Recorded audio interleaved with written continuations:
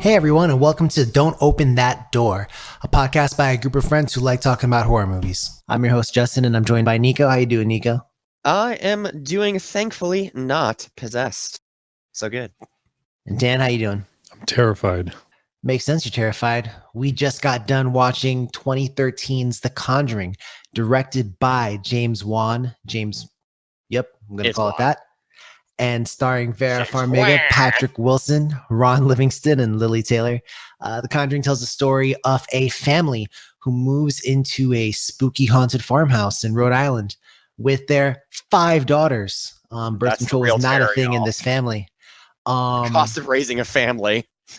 Well, trust me, when some pretty scary shit starts going down, they contact famous demonologists Ed and Lorraine Warren, who, you know, they help them solve their problem. And at the end of the movie, it opens things up for it to continue. And, you know, we do know that the Conjuring universe did continue. So to break it down, this is kind of a classic Exorcist movie.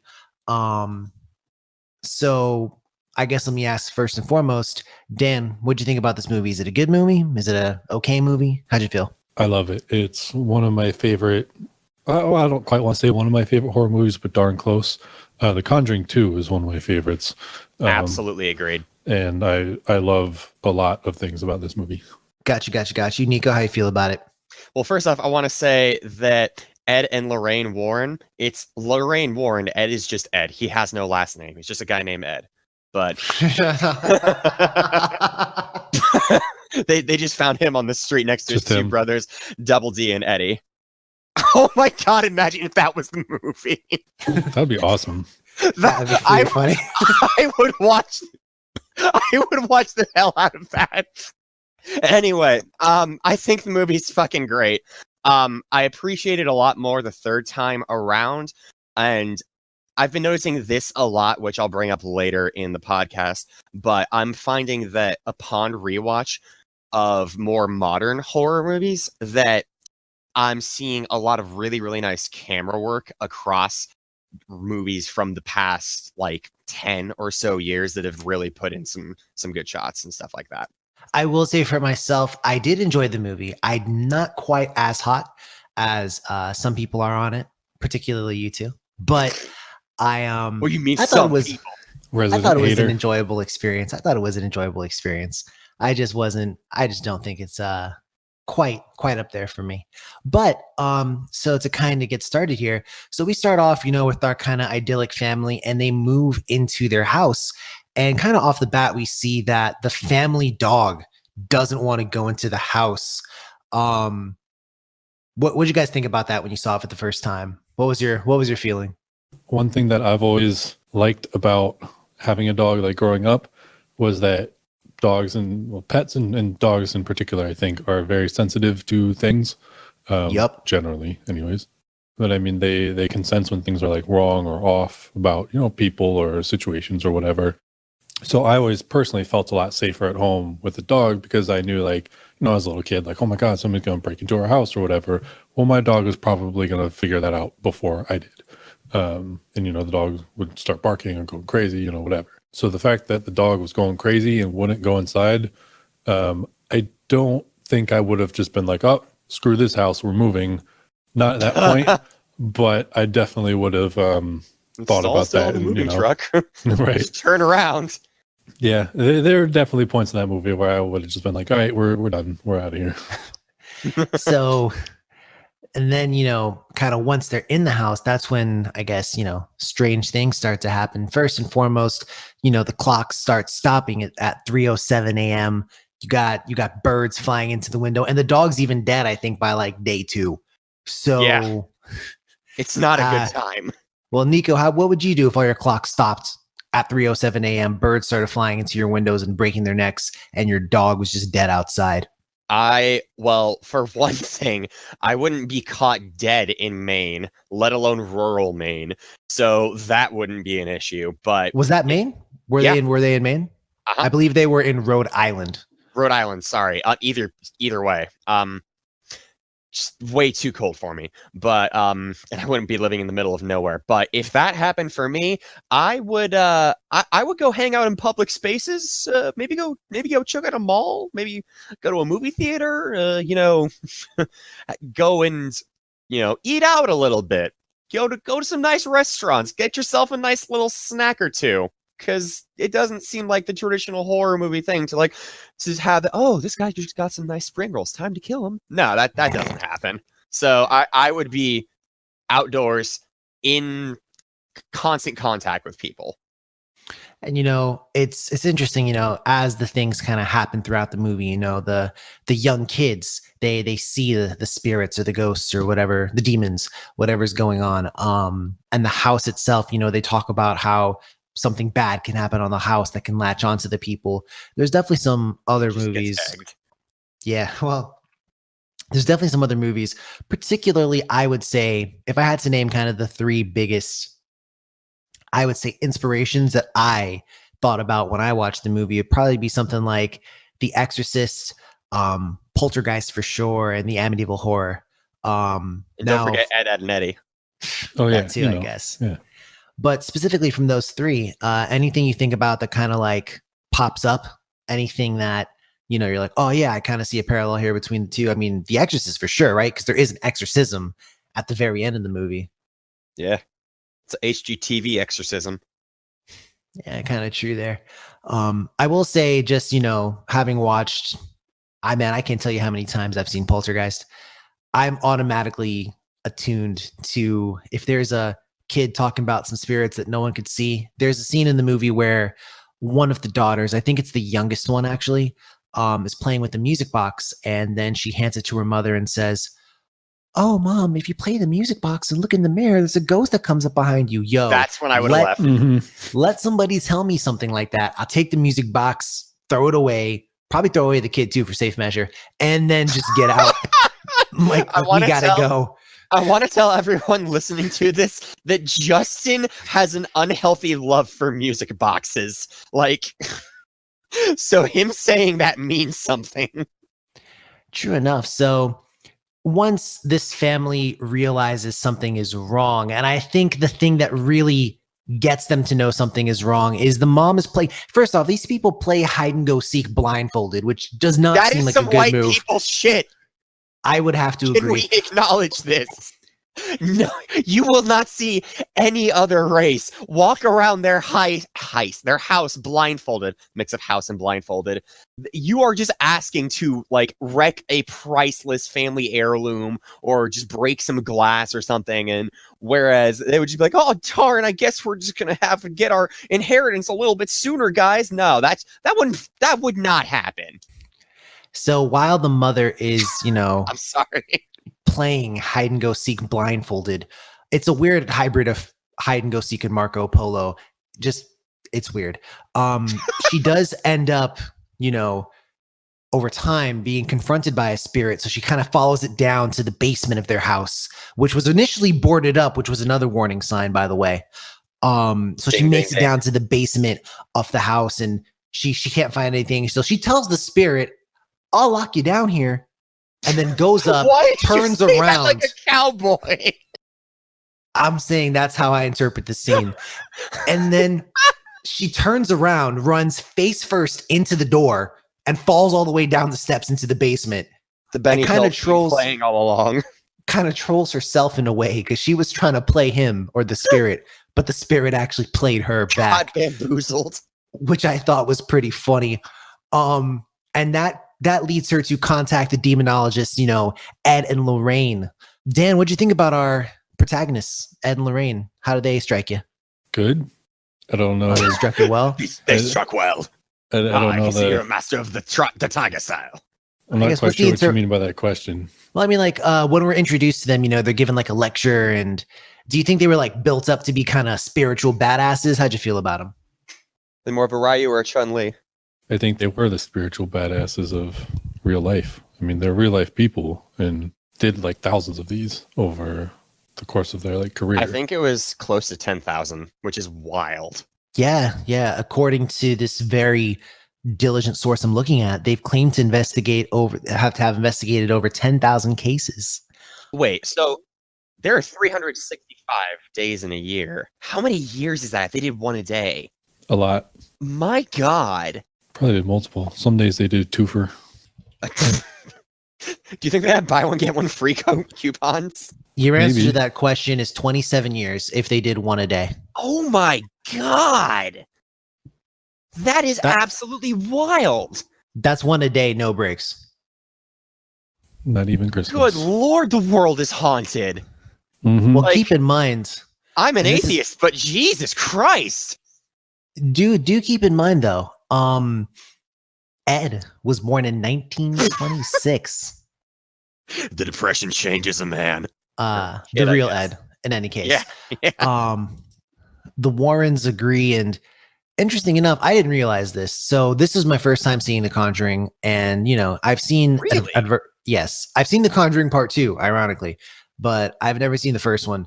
And I've seen advertisements for Annabelle, but Annabelle is actually a doll that they had chilling in their house, right? Yeah. So we see it in the film. This leads me to another part of the movie where these people actually have a legitimate stockpile of horrific shit just chilling in their house. Bro, they are power leveling for the apocalypse. Yeah. They've got they had a samurai armor there too, right? They are both level 99 paladins in the world of life. They are doing the real work, bro. You do not disrespect them. So, and this is one area I did want to talk about. So after Ed and Lorraine go to look at the house for the first time, they're like, well, we'll do some background research. That night, Lorraine goes to do some background research. Nico, do you remember what she uncovers? When she's doing she finds out that a woman with the sultry name of Bathsheba was someone who used to live on the farm. I believe she was a witch, and when people were taking over her land, she set a curse on the land where anyone who lives in the house will die a terrible death, and they will be haunted and just really, really, really haunted. And that is boy, if I was on Zillow or something and I saw, humble little forest cabin, 2 levels, 5 beds, 3 baths, I assume the place was huge, and, $1,000 a month because it's in the middle of nowhere. But there was a witch who cursed the house, and if you live on this land, you're gonna die. It would not be too appetizing. I would look somewhere else, gotta say. Very true. And it was actually not even just that. She also sacrificed her week-old child to the devil and then hung herself. Wasted.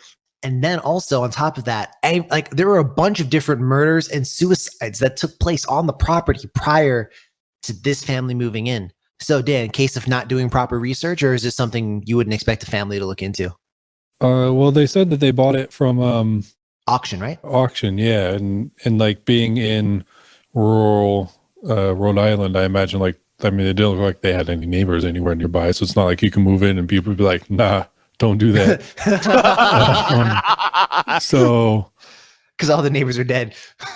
Yeah, and the auction house probably didn't even know very much about it. So, I thought about that too. I was like, damn, they didn't do their research, but there probably just isn't a whole lot of information on the house, And I mean, when I move into a new place, I don't really dig that deep at all, ever. Plot twist. Your apartment's haunted. That's the next horror movie. Well, live stream us getting you out of there. I mean, Dustin and I did live in a haunted house, so. And we did inquire upon moving in if it was haunted and didn't get a straight answer. Did you really? We did ask. We never told you that.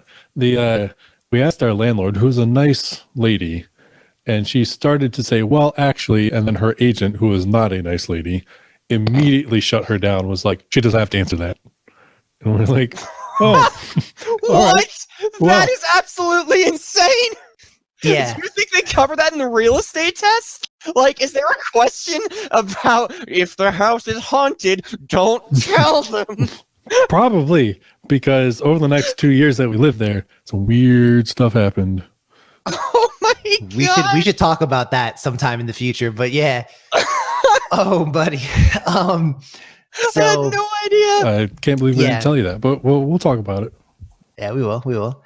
So Ed and Lorraine, once they kind of give the house an initial look over, they see it's possessed. They start putting up their supernatural detection. Actually, something similar to the lady from another movie that's kind of similar to this one, which is Insidious.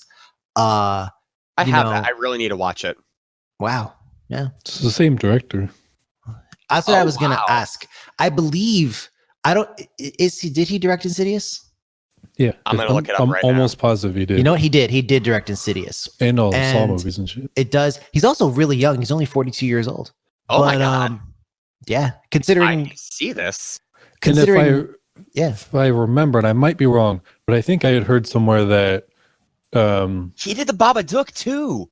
The what? Wait, no, he didn't. No, he didn't.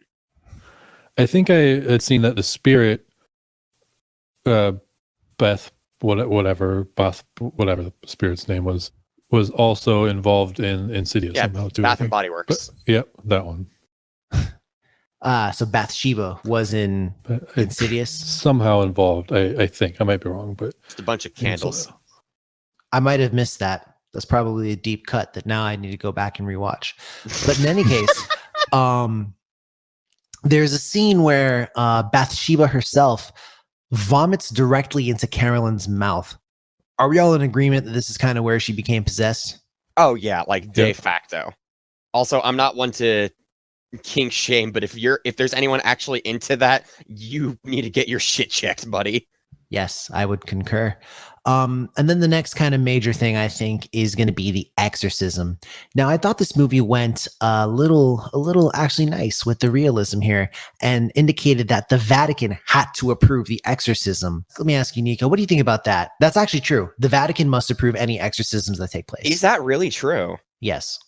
So okay, so they did 10,000 investigations. I don't know how many were exorcisms. Maybe just this one, but that's just... I'm learning so much right now, and that's just wild. Like, what if you needed to be exorcised and you weren't in the Vatican? Well, the way it would work, and keep in mind, they also address the fact that first off, you got to be Catholic. Yeah. So you typically have to be Catholic, and also you got to be baptized. That's why he said the children weren't baptized. Oh, so being Catholic is like devil insurance. It's more so like, oh, you're part of my crew, therefore I can help you out. Oh, I thought it was like you were trying to go to the general to save some time on not being killed by demons, but that works too. Essentially. And it is legitimately something the Vatican does authorize. They do authorize exorcisms. What about with babies? What do you mean? Or a really young child who hasn't been... Admittedly, I don't know as much about Catholicism as I do other parts of Christianity, but what do they do if someone hasn't openly confirmed they're Catholic yet? Because they're young. You best convert real quick. You best convert quick. Homie. Wow. I mean, as far as I know, you get baptized pretty young. Okay. All right. Well, then that's a brief period where they're just invulnerable, I guess. Yeah, you typically do it when they're really young. As far as I'm aware. This is why I'm not having kids. Anyway. But keep in mind also, and this is, I guess, I'm learning something too. Apparently, christening is when an infant is baptized. Oh wow, they really thought of everything. So that's per my highly legitimate Catholic connection on the internet. So is it Jesuspedia? Let's not worry about that. So as we get to this exorcism here, we have our boy Ed, who's like, you know what? It's not happening quick enough for me. I got to do this one myself. We gotta hurry up, Double G. He rolls up his sleeves and begins the exorcism. And I might be dead wrong here, but the exorcism wasn't in Latin, was it? I don't remember. I mean, I had one semester of Latin, and I'm pretty sure that I cheated on a couple exams and was dead tired the rest of it. All right, well, I'm not certain. I could be absolutely dead wrong. Maybe I wasn't paying close enough attention, but I thought it was Italian. Mm-hmm. Also, I will say this. Font's just messing with us. Hey, these guys will think anything's not English is Latin. and this is what I'm going to direct this question to Dan, as I think he would know best. How do you feel about the fact that they had this whole exorcism in another language, whether it's Latin or Italian, I'm not sure. And then they got to say that at the very end, and goddamn your soul to hell. Like they got to throw in the English. It's the American way. Just to emphasize it, To emphasize it, right? So all of us viewers know exactly how much damning you're doing. The Star-Spangled Banner's flying in the background. My God. And then, we do get to a resolution here where Lorraine does remind the mother who is possessed how much she loves her family. And the mother, whose name is Carolyn, fights off the demon Bathsheba, and they're done. That is essentially the end of the movie. Can we talk about how Bed Bath & Beyond was genuinely terrifying for the few seconds that we saw her? Like, the makeup design was so well done for her, making Carolyn into a completely different person. It looked like a hyper-real version of, like, a puppet that you would see in something like The Thing, but on a person. I thought it was wonderfully done. I thought the best image of Bathsheba was when she showed up in the house with Ed and Lorraine's daughter. When she was sitting on the chair with Annabelle, I personally thought that, for me at least, that was probably the scariest moment of the film. Just because, she's so vulnerable, and that's the core of horror, right? You're scared because there's vulnerability in being in the audience and witnessing the violence of everything and the terrifying events. And that's a child. Like, she couldn't, there is no way she would make it out of there alive. So if we're coming from her perspective and we have the empathy of the other characters, particularly since the mother and father are the main characters, like, we feel for the daughter even more than we normally would. Like, would I be sad if, random little 12-year-old died from some kooky possession thing? I mean, yeah, but if it was two of my friends that I knew really well and had followed and was interested in their lives and their daughter was about to get possessed, I'd be terrified. So I think that was just really well done. All right. So that's essentially, a summary of the movie. And I'm glad you love it, because I don't love it. And that's how you really generate some conversation. So, Nico, let me ask you this. What's the thing you love the most about this movie? What would you say? Oh my God. Oh man. Please limit your joy to one spurt. I will limit my joy to one spurt, my lord. So, my favorite part of the movie is how they set everything up. The pacing is fantastic, I think. Particularly in the first half, when they're outlining all of the clues as to what's really going on. The house gets cold, there's a dead stench, the clocks are stopping, stuff like that. And all of it's giving you teeny tiny little hints. And it's I feel like it's kind of calling back to more classic horror movies where it's like literally a haunted house and things are going like that, almost like it's paying homage to kind of like the core of everything. But the way they transition between different little reveals and the occasional jump scares, which are very well done, and as well as the tension building throughout. And that's another thing I'll say about James Wan, is I think he's great at building an atmosphere. So I would say really the pacing and the atmosphere, but more so the pacing. Gotcha. Dan, you got the same high points? You have anything else you want to point out? I would agree with that. One of my favorite things that, Nico already mentioned was just like, I like how there's like multiple hauntings going on, I guess. Like the boy in the music box, and then the actual Bed Bath & Beyond spirit herself. And then you've got, different things happening to different people, the girl getting her foot pulled and whatever during sleeping and everything. Seeing the spirit behind the door. And I like how a lot of these are happening like at the same time, but not in the same place, I guess. So it's not just like, oh, so-and-so is being haunted by this one thing. It's like because there's the one part when the mom gets knocked into the cellar. KO. Yeah, she gets trapped there. And while that's happening, the two daughters upstairs are like being haunted at night. They're doing the the spirit behind the door kind of thing. And I really like that. And kind of like what Nico was saying with like building up with the different smaller things too, you know, the dog and the birds dying, the clocks, the stench of death, all that kind of stuff kind of builds up to me. And that's one thing that I think adds to the horror-ness, the tension and everything, all that adding up over the course of the movie. Okay. Good points by both. And one thing I also thought, and probably the thing I liked the most, ironically, about this movie, was they had, I guess, a lecture or a session or a talk. There's a scene in the movie where they're essentially giving, it looks like a group of students because they're mostly young people. Yeah. But they're giving like a little bit of a lecture about paranormal things. They show one of their exorcisms. Oh, yeah, it was at a university. Yep. And they do break down how the ghosts work. Infestations, oppression, and then possession. Also the words of colonialism. But the first thing I did want to note was that's actually pretty true for a lot of these films, not even just this one specifically, but you always get it where the ghost, you know, kind of enters into the house. And at first it's not anything too serious. The ghost might be like, wake up. But then all of a sudden, then the ghost like gives you one swift kick up the ass and is like, wake up. And then next thing you know, the ghost has possessed you.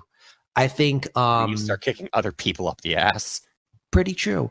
I think this was definitely something that was noted in Paranormal Activity.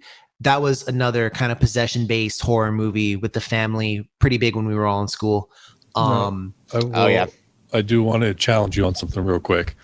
Challenge me. Is that how horror movies are, or is that just how haunting works in life? Because like all this is based on real stuff. Like he's got you there. Like having lived in a haunted house, we were in the oppression stage, bro. Like we hadn't gotten to be possessed yet. All of these in like Amityville Horror and like a lot of these movies that we're comparing this to are all based on real things. So like, yes, they do have similarities because they're all based on the real stuff.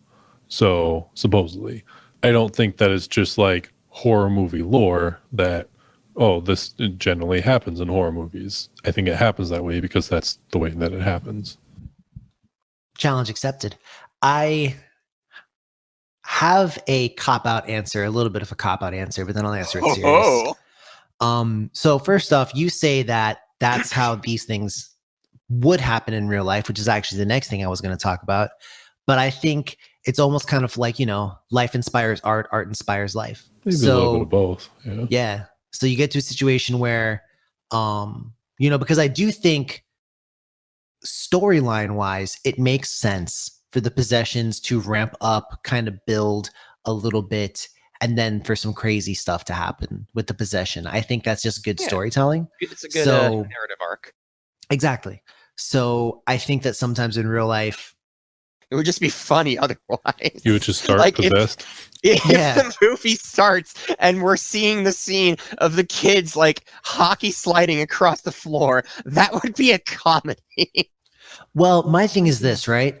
I understand the movie came out in 2013. Which was 7 years ago, and that's wild.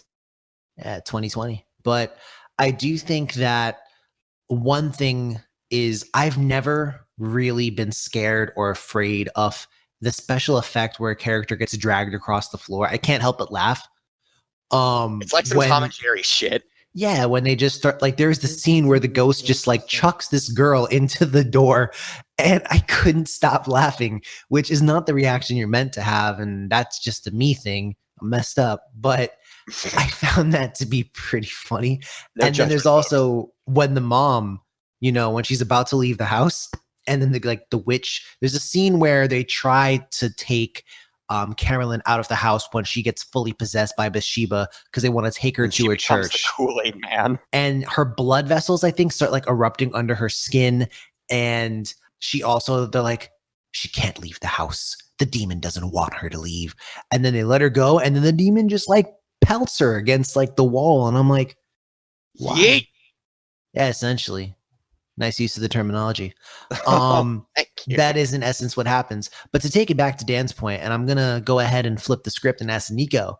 Hell.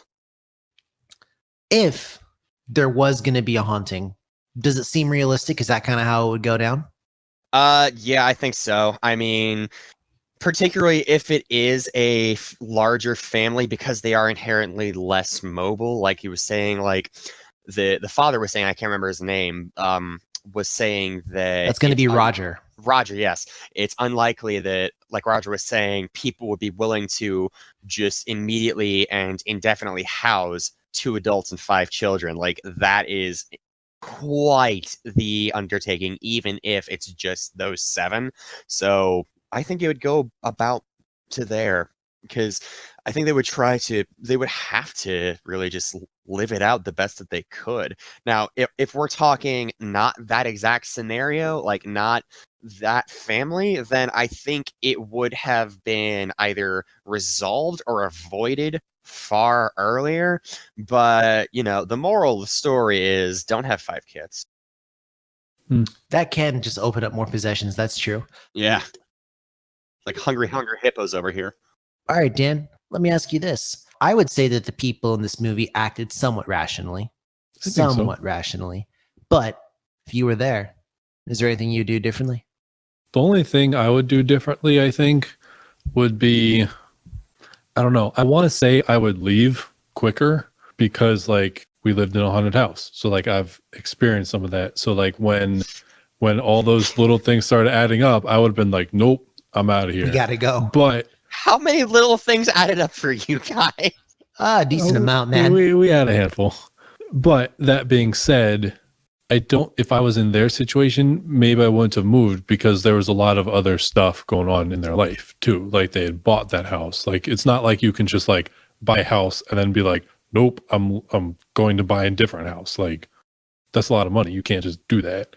And like he was looked like a truck driver, I think. So he had jobs to do and everything. So like I want to say that I would have left earlier, not at the very beginning, but like I definitely would have started to believe it much quicker, I think. With like probably about the time all the clocks stopped at the same time, I would have been like, that was probably like the second or third thing that went wrong. Yeah. I would have been like, all right, I think this might be real. Like we got to do something. It's funny that you mentioned him being a truck driver because a lot of hauntings happened, I think, when he was like not there.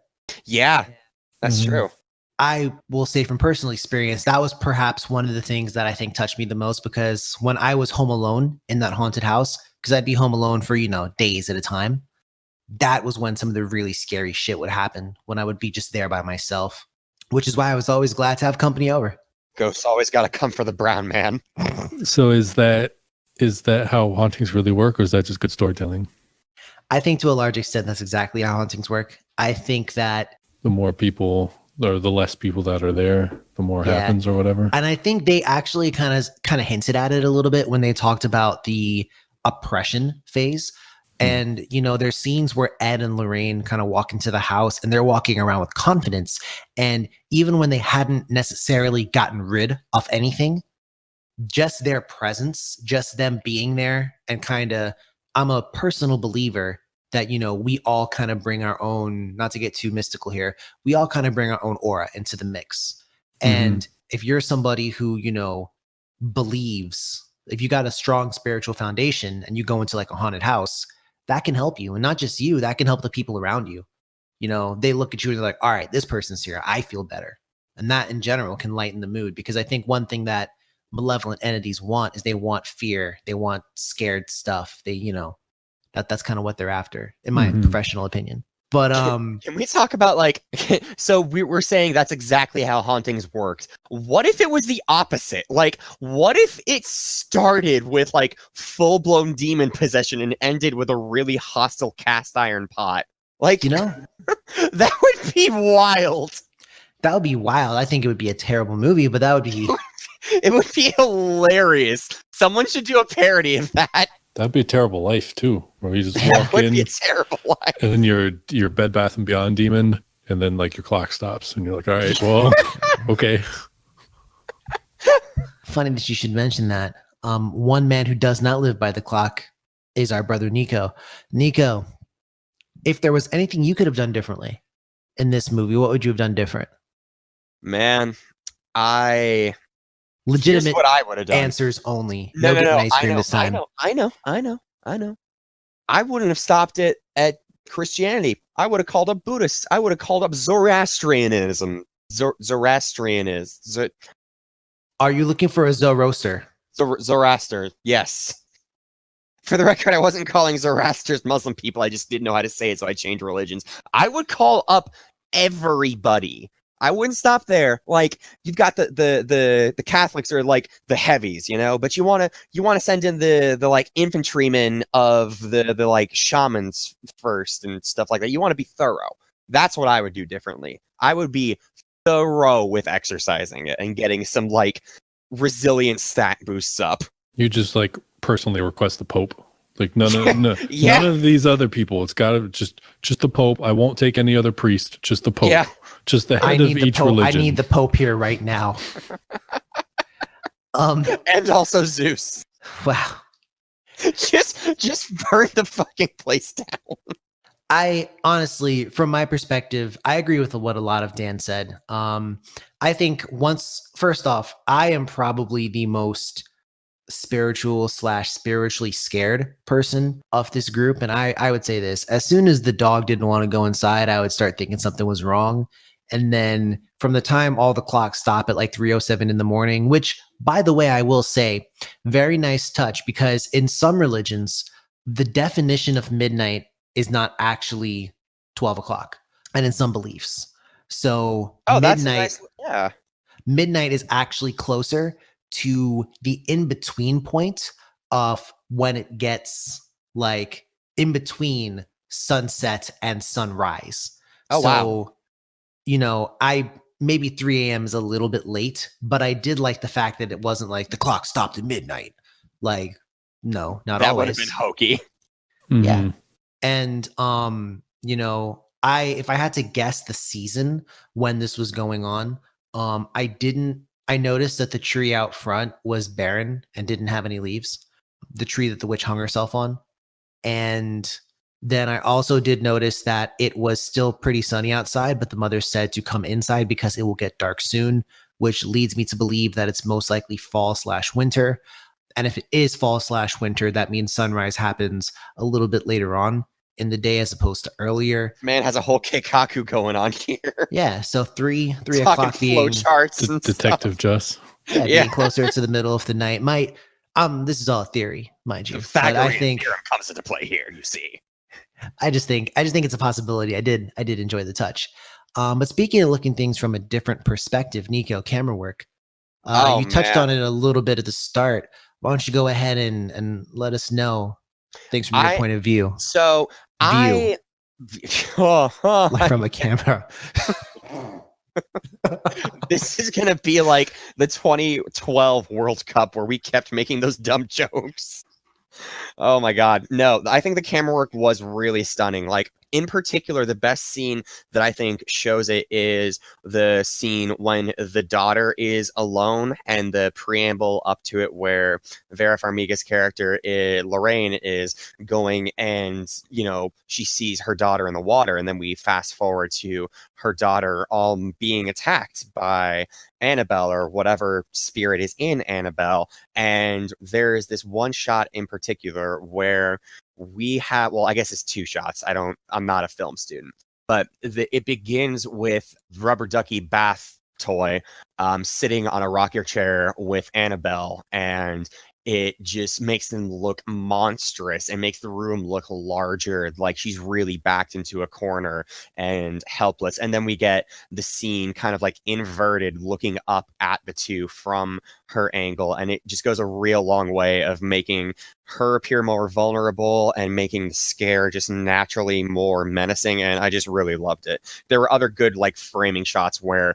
everything was just really symmetrical in the scene, and there was just some nice thirds and stuff going on. It just blocked out nicely. But that scene in particular, I thought was really, really skillfully done, even if it was kind of a more amateur move. And I don't know, it might be more a professional thing. I'm not sure. Like I said, I'm not a film student, but I just really appreciated that, in particular because this is the third time that I've seen it. So I'm paying more attention to stuff like that as opposed to just taking in the narrative, you know? That's an interesting perspective. on camera work. I would probably say that coming from older movies, where not the trash older movies, but the actually good older horror movies, No Last House on the Left. That movie's garbage. I think that I don't know. I'm not as in love with the camera angles. I mean, I don't see anything necessarily completely wrong with them, but I still think if we talk about camera angles, I think this is kind of like a maybe above average. I don't think it's poorly shot. I like it. But yeah, That's fair. and as always, coming down to music, I have to ask you, Dan, did anything stick out in your head? Anything memorable? Any strings, shrieking strings, gnaw on your mind? The only kind of thing about it for me was I feel like a large part of this movie, I think they kind of drew inspiration from not just music, but from some of the older horror movies. Like I think I read somewhere that the director did kind of like try to harken back to some of the classic kind of movies in the feel of the movie. I believe that. And the music kind of reminded me of that a little bit. It didn't sound modern music, like kind of tropes, I guess. But I mean, other than that, like nothing really musically stood out. It wasn't, to me, of exceptional quality or whatever. Like, it wasn't bad. It was aside from being kind of a throwback a little bit, I think it was fairly standard. Speaking of throwback, my favorite line of dialogue in the entire movie is when I believe the character's name is Brad. He's talking to one of the daughters that you can kind of see he's got the hots for a little bit. He shows her a black light and he's like, it's pretty far out, isn't it? And she looks up and she goes, yeah, it's real groovy. And I was like, oh boy, had to slide that one in there, huh? So get the Barry White going in the background. Speaking of sliding in, this movie slid in at an 85% critic rating on Rotten Tomatoes. And the audience got in with an 83%. So only 2% discrepancy. They both really, really liked the movie. So we're going to go ahead and go on the roundtable here. Nico, deserve that rating? I would say absolutely yes. Like I'll even go on record as saying I prefer The Conjuring 2 to this, and I love The Conjuring 1. So I think it's absolutely deserving of that. Gotcha. Dan, how you feel about it? I'm there with you, Nico. I think that's a great rating. I totally agree with that. I don't think it was a perfect movie, but I think that 83, 85% really, I think that's right. Here I come with my bag of hate. No, I want to hear about this hate. Sequel to The Grapes of Wrath, The Bag of Hate. No, I don't think it's a terrible movie by any stretch of the imagination. I think that I just don't rate it that highly. I think that realistically, and I know Rotten Tomatoes aggregator say this every time, but I think one of the things is that James Wan kind of has a playbook when it comes to his horror movies. And, I've seen Insidious. I saw Insidious Chapter 2, which also came out in 2013. I've actually seen like almost all the Insidious movies, I think. And he pulls from the same bag quite a bit. So while I can't necessarily use that as a knock on, this movie in particular, I think it did kind of detract a little bit, kind of given that, I've seen it before. And even if we're just going to keep it to the movies that came out before this, in the first Insidious movie, a lot of the same tricks get pulled here. A lot of the same tricks. That's fair. Literally like a little boy spirit that isn't actually malevolent, but plays a couple pranks and kind of hides away. Happened in Insidious. More malevolent, older spirit. In Insidious, it's a nun. In this one, it's a witch. Yeah. Happened there too. What's this? Do we have a woman who is psychically attuned and clairvoyant, yet vulnerable?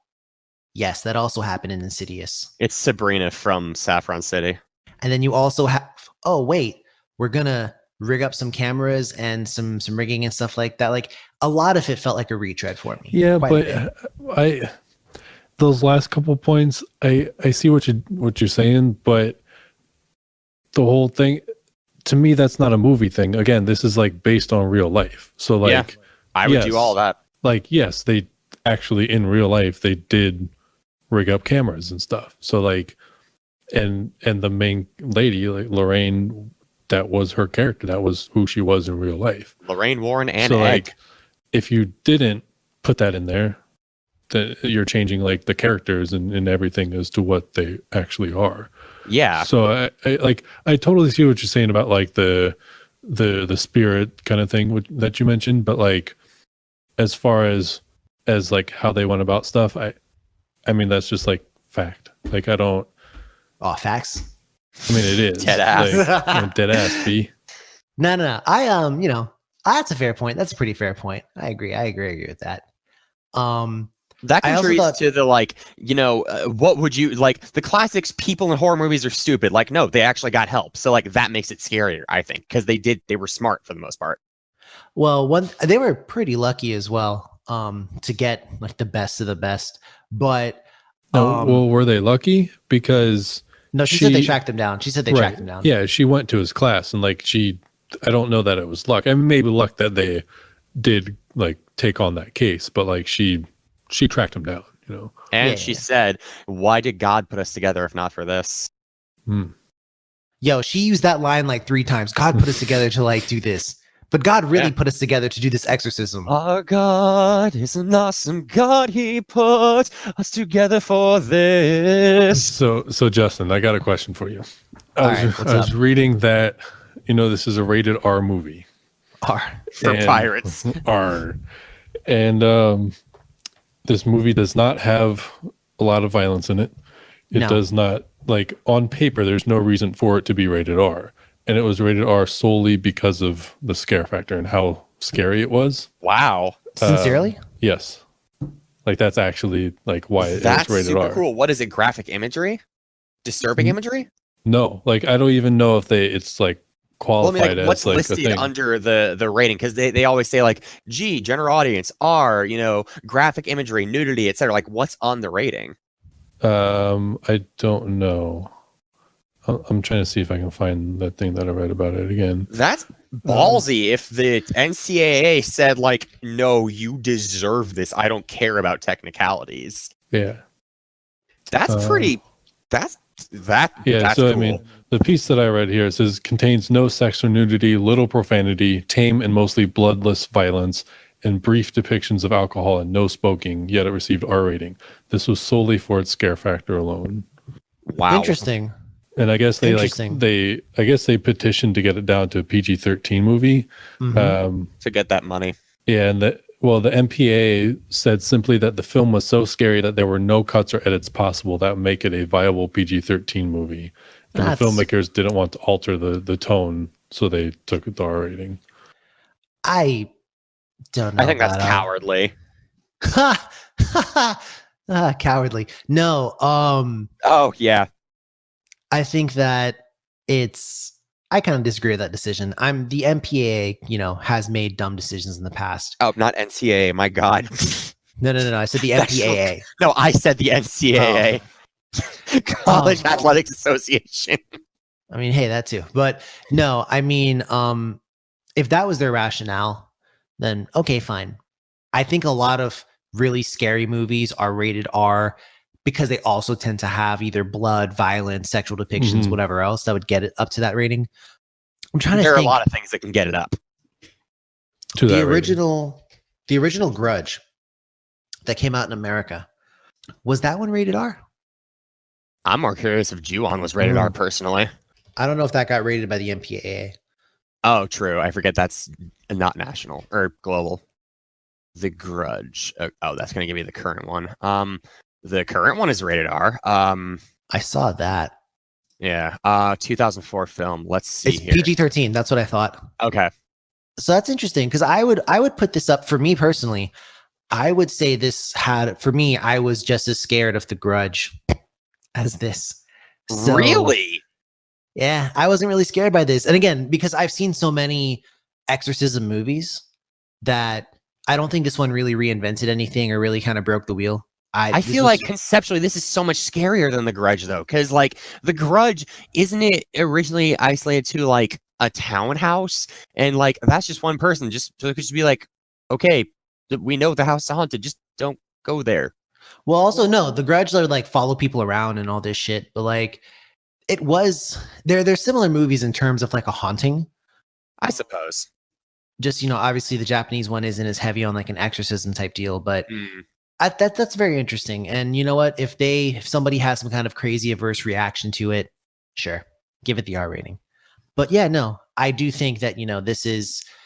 I think it's a decent flick. I'd watch it. I think I did watch it. I think it. You would. I think it's.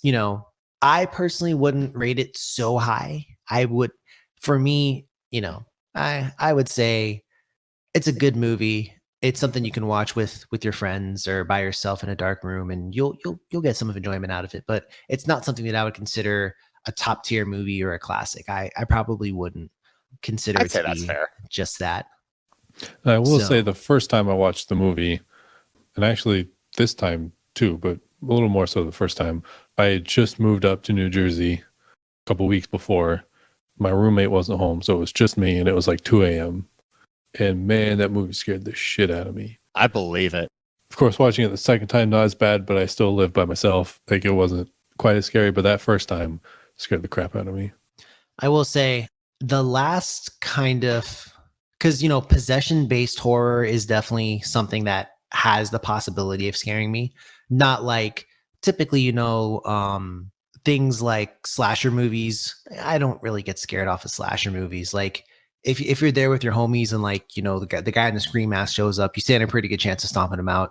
But possession stuff for sure has always evoked a little bit of a fear in me. And this one didn't quite do it for me. The last one that I watched that really, really scared me. Do you think The Exorcist is scary? The original Exorcist? Yes. I think it is scary. I think it would be more scary if I had watched it kind of when it first came out, because, I didn't watch it till I got a little older, which was way after it came out.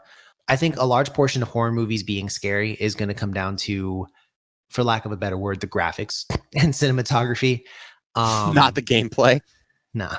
And just like how certain things can be dated and look dated can kind of sometimes not necessarily ruin, but can make it seem like Jaws. I know when Jaws first came out, I spoke to a couple who actually saw Jaws when it came out, and they were telling me, about how scary it was, and people were actually legitimately scared versus kind of when people see it now. Yeah. My dad said that he took my mom on a date to see Jaws.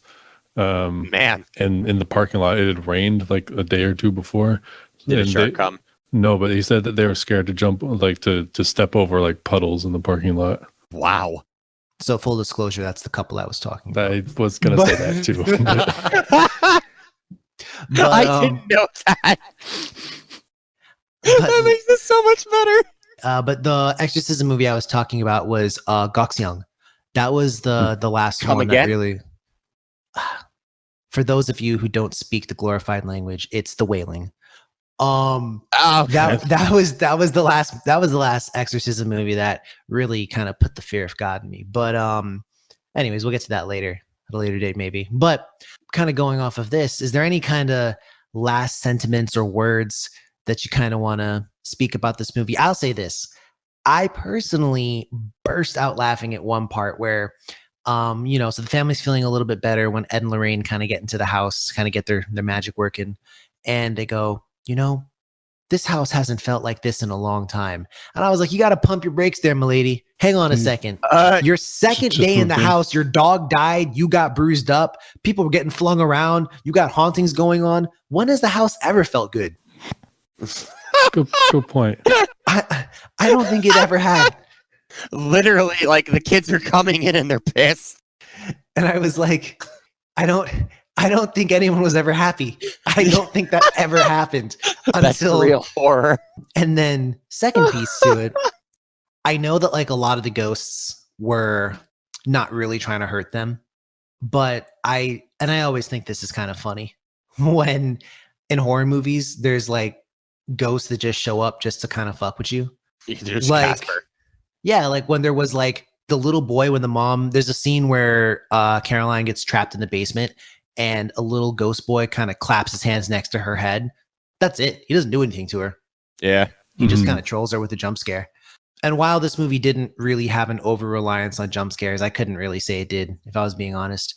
It did have a couple jump scares scattered throughout, and I was like, I thought the jump scares were well placed though. Like it wasn't too much. Like I wouldn't say they overdid it at all. And there was never a boom, gotcha. Like the closest thing where like they would slowly lead up to it, like you would see the camera slowly pan with like bath shower tub Bathsheba, yeah. When she's on top of Caroline and stuff like that. There's a few moments like that and the moment with the mirror, but it's never like something literally jumps out at you, which I appreciated. There was definitely a scene where a bird jumped out and went straight through a window. I mean, all I'm to say. It's not a jump scare. Did it just jump out of the corner or something? And it didn't fly, Dan. It jumped. It hopped. Jumped out as it got you. I'm picturing, what's the cereal that has the toucan? Fruit Loops. Fruit Loops. I'm picturing the Fruit Loops toucan just jumping out of my car, breaking my window, going, gotcha, and like running away, the little vandal. Well, you know, birds like jump. That's how they walk around. No, they don't. We'll leave that discussion for another day. They jump because they can. They also walk. You've seen birds walk, I swear. Birds don't walk, bro. So Dan, penguin. Those aren't birds. Dan, what is the next? They're turning the freaking frogs again. Anything you want to say about this movie? No, I liked it. I liked that it's like real. I liked that pretty much all of it was like believable to me. Yeah, I liked it. Perfect. Nico, any last words about this flick? Oh man, I will say that this is an interesting one where the sequel gets even better, and that never happened, in my opinion. That the second one is never better than the first? I'd say so, yeah. It's not really a horror, but it kind of is. Terminator 2. Haven't seen it, surprisingly. Wow. After this podcast, for the audience, I'm going to force Nico to watch Terminator 2. But that's fair. Yeah, I agree. I think I've said my piece. Anything else, guys? Actually, yeah, really innocuous, but I loved the title scroll, how it doesn't even give you a chance to like sit with just The Conjuring. It was like a really just demented version of Star Wars. I thought it was neat. Very nerdy, but yeah, no, love the movie. Okay. Well, I will say this. The devil exists. God exists. And for us as people, our very destiny hinges on which we decide to follow. Ooh. That's been it from us. And remember, ladies and gents, don't open that door. Have a nice night.